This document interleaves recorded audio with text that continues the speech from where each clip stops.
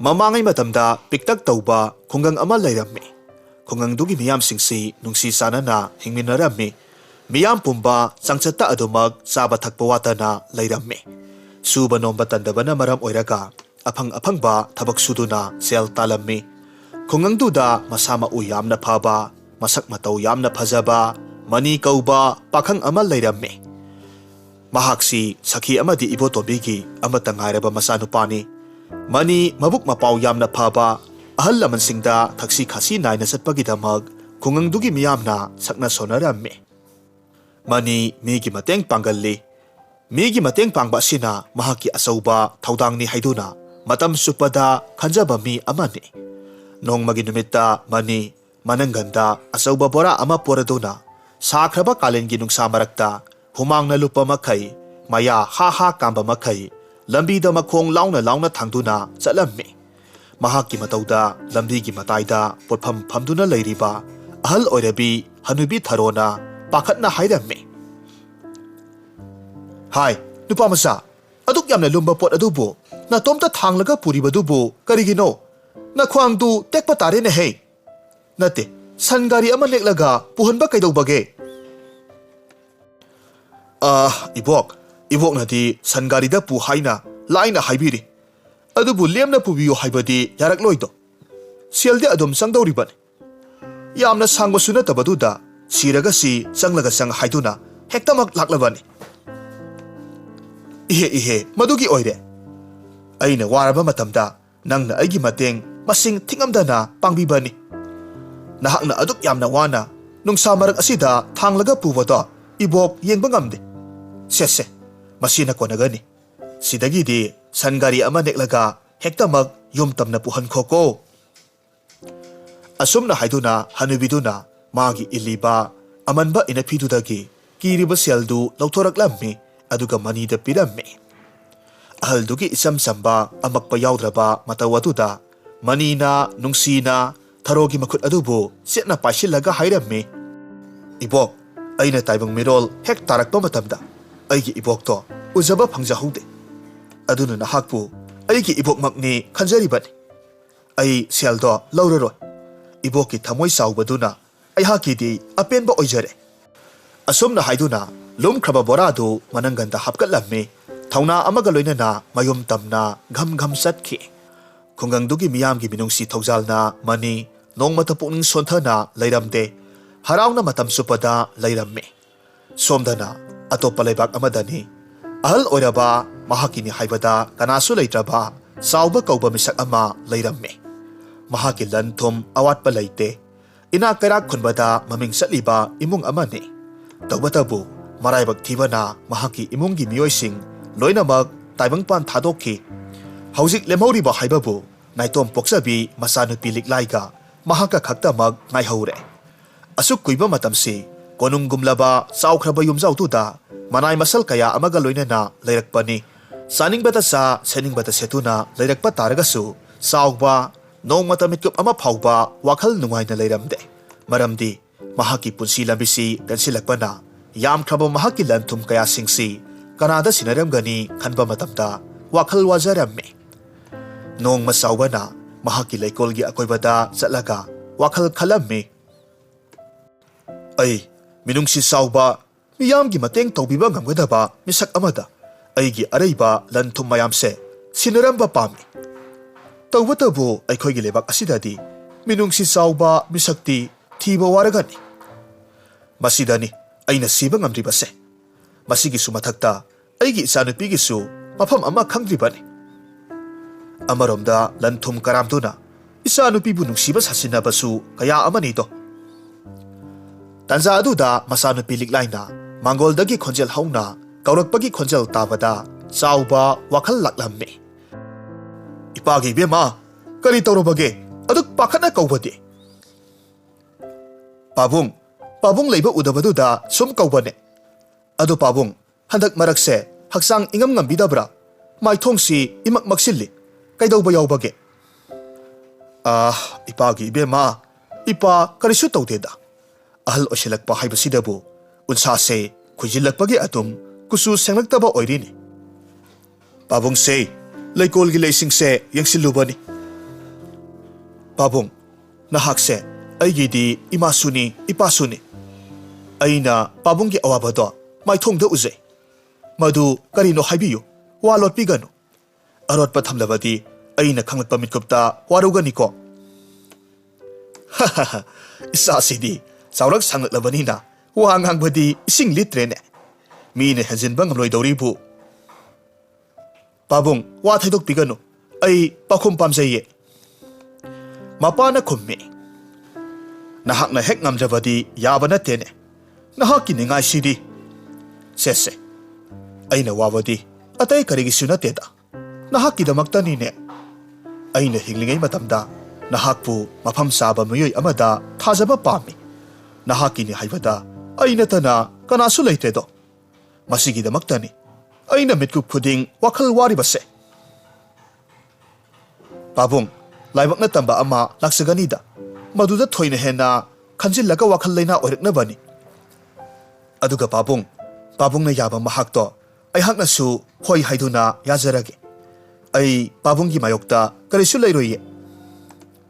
Chaoba masanupi ki makut chetna pairaga makoktu nungsina nanthabiraga hairamme. Isagi wahaisina ipahapele. Aina pambadi masak matauda wataba mapal thonggi saktamda phajabadu natte. Thamoi phauna phajaba adu khaktani. Ipagi bema lamdamse mi phatabana hena yamene he. Adubu mayamsigi marakta afaba amatangdi yauromgani dana. Maduni ayakna thiraga yumsigi mapu ohengadori base. Asumna mapa masadu marup loinabagum loinaramme. Liklai atopami kaya pakna tinagande. Mapa bungdata nauthi sajaduna kena mauna leijarakpani. Masakta matauda awatpa leite. Mabukselsu luraba laija iselgum senglamme. Ina kaira khulli haiduna napal kaba leite. Laisi leitholi. Hairiba numit asigi numidangda Chaobana masanupigi wakal khanduna tumthakhiramme. Mahakki manglanda mahaksi mamlaba lamhang amagi mayaida mitkap thoraklamme. Akoiba aduda kanasu leiba ude. Musuk mubu makai mamlamme. Matau aduda kiraduna karamba lambida chassige haiduna khanjanaraga leiringai khanghaudana arangba langtrik langba mangal amakhak leimaidagi thingaiduna thoraklamme. Aduga mitna kubada mangaldu hanubi amagi sabanda onthoraklamme. Madu ubada Chaoba pakhatna hairamme.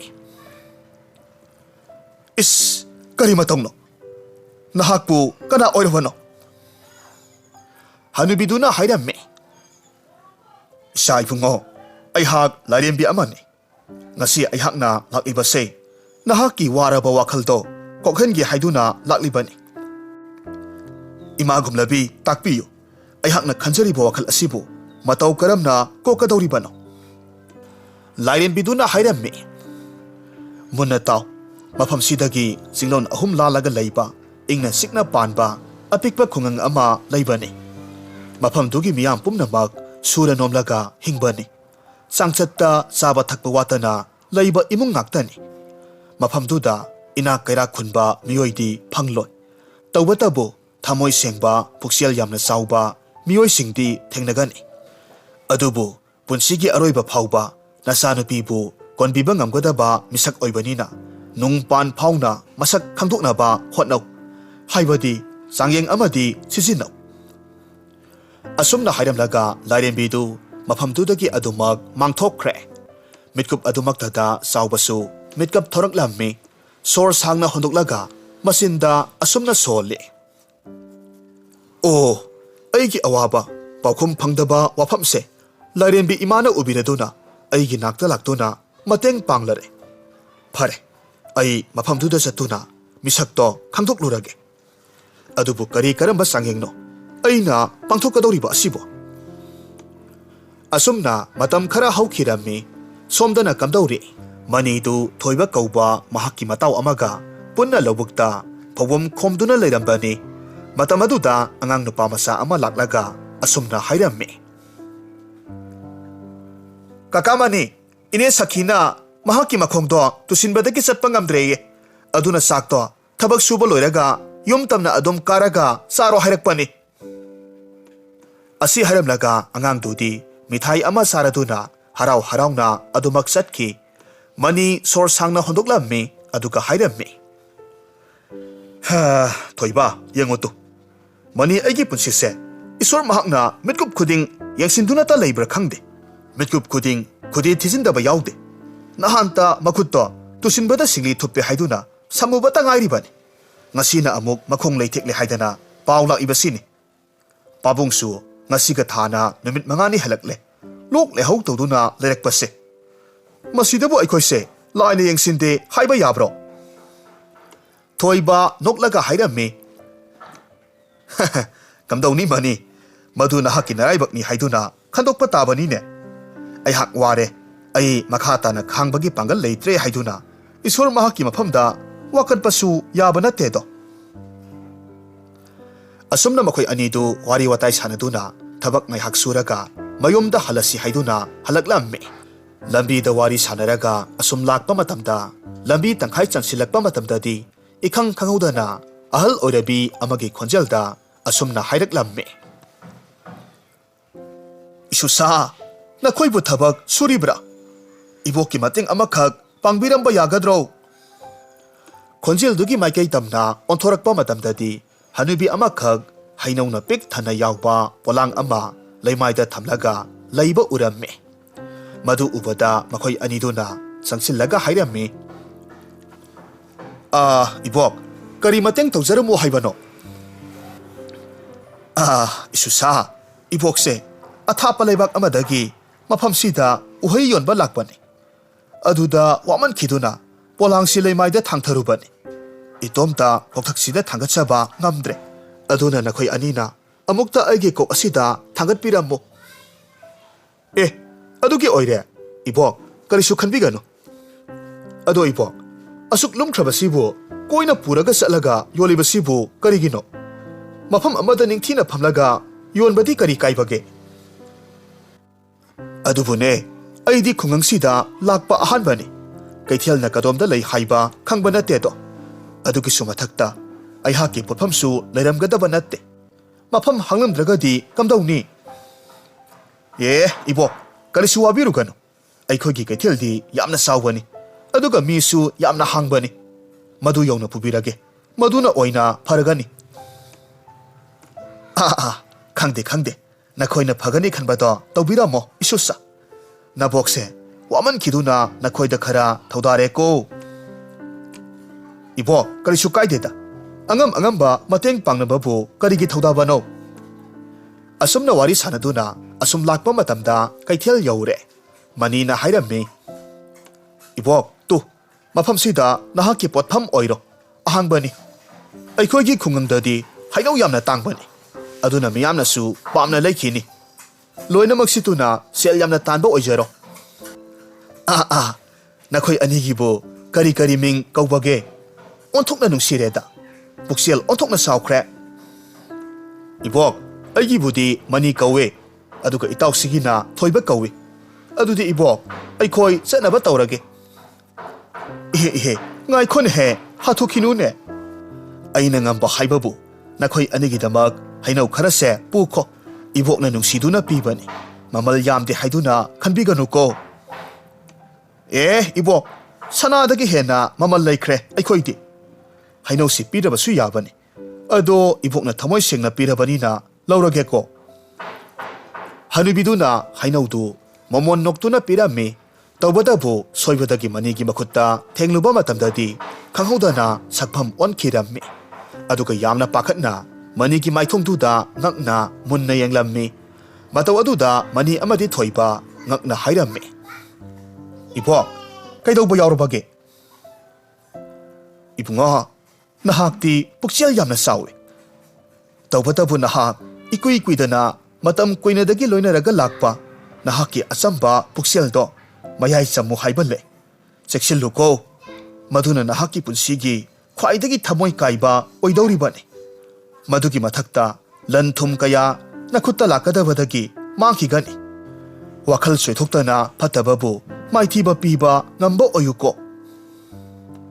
Hanubidugi wahi aduda makhoi anidusu ngakna yengnai. Asumna makhoi ani mafamdudagi mayum tamna halaklammi. Thoibana satna hairammi. Itaw, karino ibok hanubiduna hairiba mayamdubo. Imana pokpadagi amuk phawba adugumba akibo haidi tajaraktrine. Mahakna hainingliba wadugi nunggi oiba wahan thokna karino. Aduna itaw, aisu karino khalibani. Marau laina yenglaga yamna pakhatna hairakpa wahaini. Aisu karino haibadi wakhalsina lamsinba ngamdre. Thoibana hairammi. Farese itaw, ahal osilakpagi asum soiron paron pangangang ba oiramni. Toklasi, yumda khara thuna yaunaba tawsi. Chak lambana puksi loire. Asumna hainaduna makhoi ani khongthang launa thangduna chatkhi. Asumna matam khara di haukhre. Nongmagi numit amani mamana manida hairammi. Ibungo, nane thabado ngarang handagi masangamdadana leibani. Masigi hidakse nang makhoida thinbiruso. Matamse thengkhre. Imasu kaithelda insang singse yonthukludrabadi loina khuiduna mangkhiba tare. Manina khummi. Hoi ima thilurage. Ai pirose amukto honglukhige. Ingkholda leibak tawrubagi khara motle. Asi haiduna mapi anauba ama honglaga ningthina yomlaba hidak langthaktu pairaga mane thabagi mayum tamna laklammi. Aduga potu piramlaga halaklammi. Halakpagi lambida nungsa yak launa sagalakpagi matam oirakpaduda waman khiduna mahak uzaw amagi makhada ngaihak phamduna potharammi. Sor sangna honduklaga haijarammi. Ha, ngasise itaw thoibaga singda puyan basasi hainabani.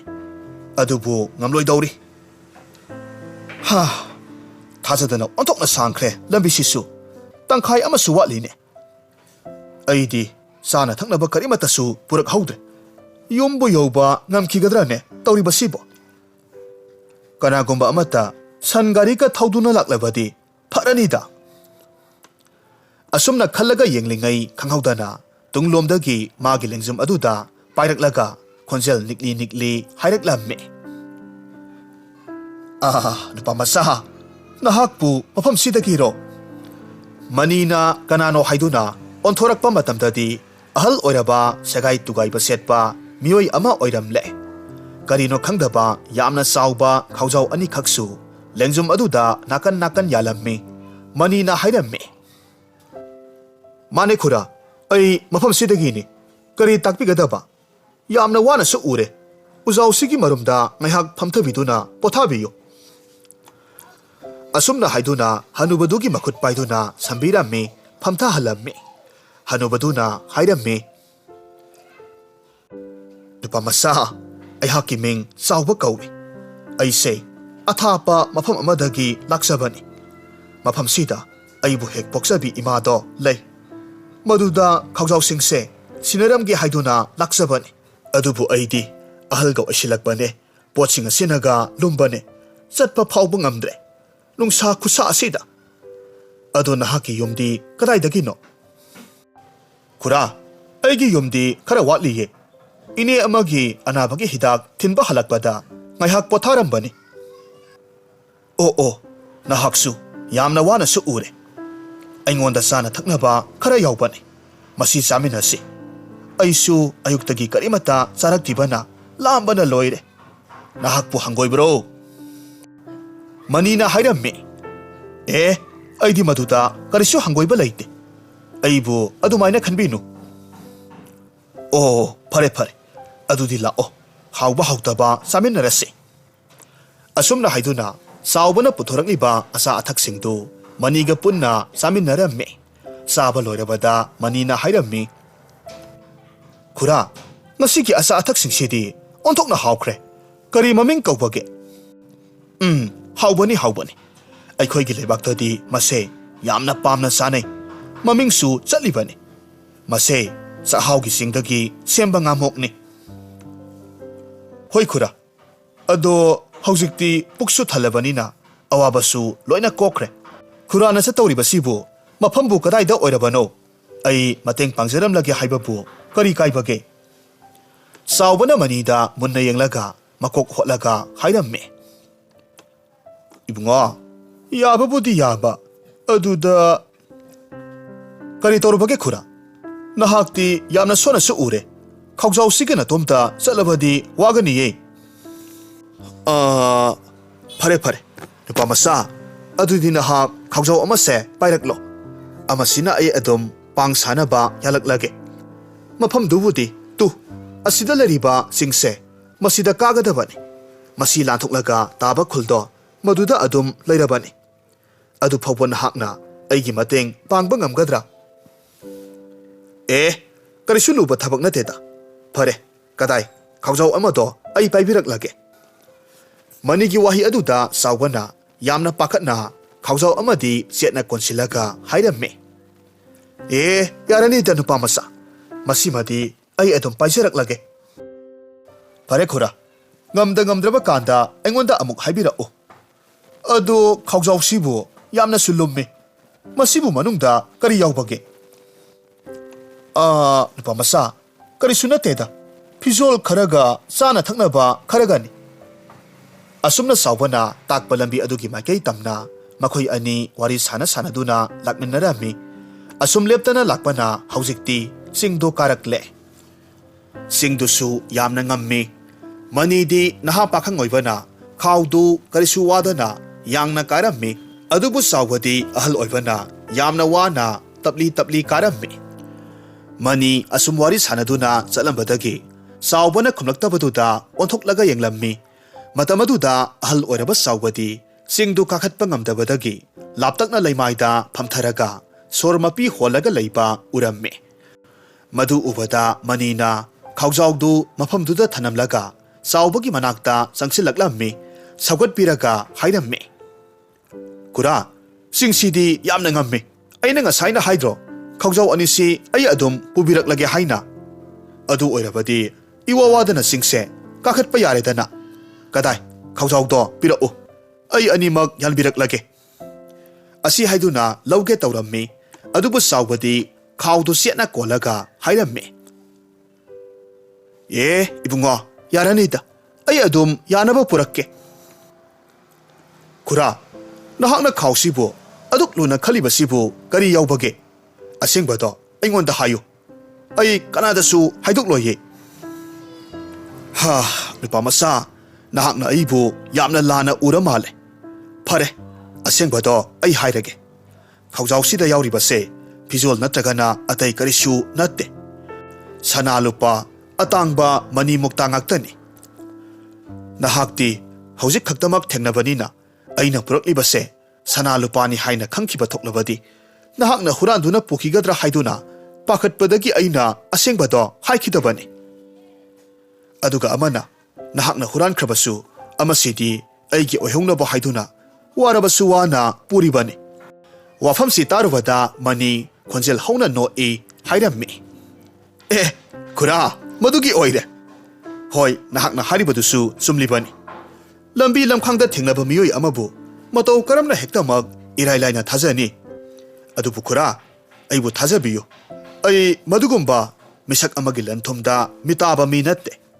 Ngasi phawba aranba wakhal amata khankiba leitri.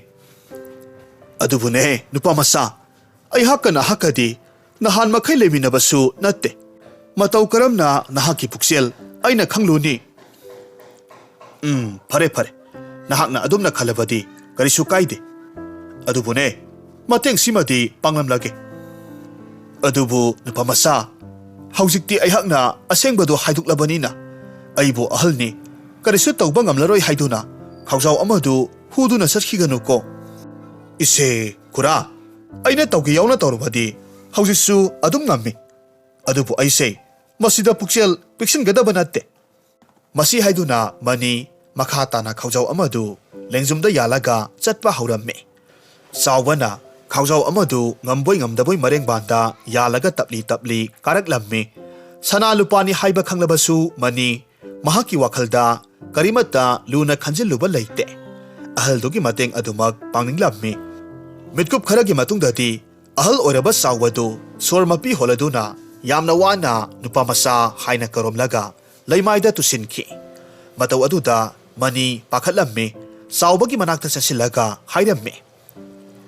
Kura wakhal tarabro nahakpo. Nupa masa, ising khajitang thake. Aigi khanause, krak kangle. Manina manak nakpada leiba loki ising khara, una apakpa ama heklaga, maduna konsilaga, soklammi, aduga saubada pitaklammi. Asumna tawbadagidi, ahaldu khara paraduna, manida momonoklaga, yenglaglaga hairammi. Nupa masa, haujikti aihak, nahaki nagun sapsana khangle. Nahakse, puksial yamna sauba misakni. Adunabu, kanano karino masak khangdaba, aihaki damak nahakna, matam kaithoktuna mateng pangbiri. Pare, haujikti aihak nahakpu thajaba ngamle. Khaujau anise, nahak aihaki apokpi imagi manak tamna pubiraklo. Hoi, kura, aina karigumba puksial ludabo iramlabadi, ngasaina nahakna khaujau anise, sana lupa ngaktani hairakpa matamduda, aina adum huraga pukiba yarabani. Adubu aidi, adugumba misakto nasade. Adubu nupa masa, aina amukasu hajariba sini. Haujikti, khaujau animak nahakna pugadaurebanina, napukning onkiduna, ngammi matagum, huduna chathiganu ko. Ihe, kura, haujik phawba aihakpu thajabidi baro.